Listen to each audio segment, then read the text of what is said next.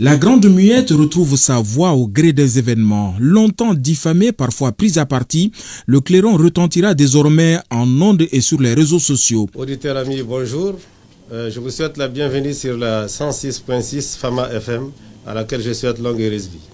Justement, dans ce saut inédit de l'armée malienne dans le monde médiatique, le ministre de la Défense a mis les petits plats dans les grands. 2 studios ultramodernes, télé et radio, au service des populations. Cette volonté du président de la transition de doter la direction des informations et des relations publiques de l'armée d'outils nécessaires à faire valoir ses droits de réponse en temps et heure voulus sonne le début du renouveau dans tous ces États, nous disent le directeur général de l'École supérieure de journalisme du Mali et le président de la haute autorité de la communication. Seule l'armée peut contrôler son information, peut contrôler aussi ses canaux d'information et puis sa communication.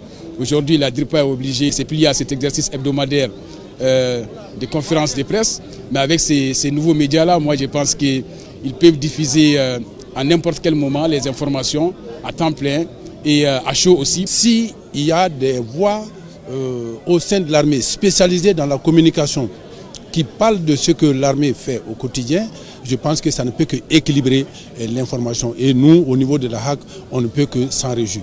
Fréquemment sollicité par les chaînes étrangères pour parler du Mali, lorsque l'armée se trouve au cœur du débat, certains ambassadeurs accueillent les médias Fama avec énormément d'engouement.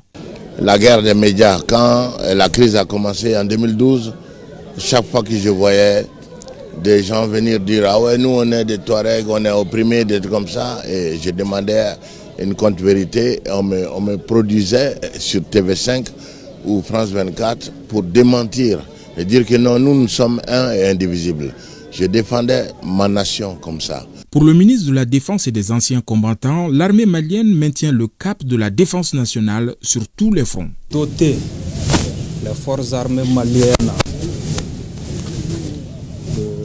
radio et de web TV est né de la volonté des plus hautes autorités, à commencer par son excellence le général d'armée Assimi Goïta, président de la transition, chef de l'État, chef suprême des armées, de renforcer la lutte contre le terrorisme sous toutes ses formes et de garantir auprès de l'opinion nationale et internationale la diffusion d'informations claires.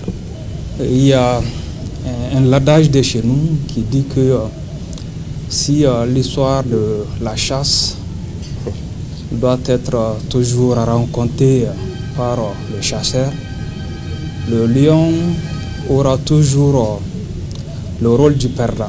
Le ton est donc donné. La Grande Muette sera en ondes et sur la toile en temps utile pour démêler le vrai du faux.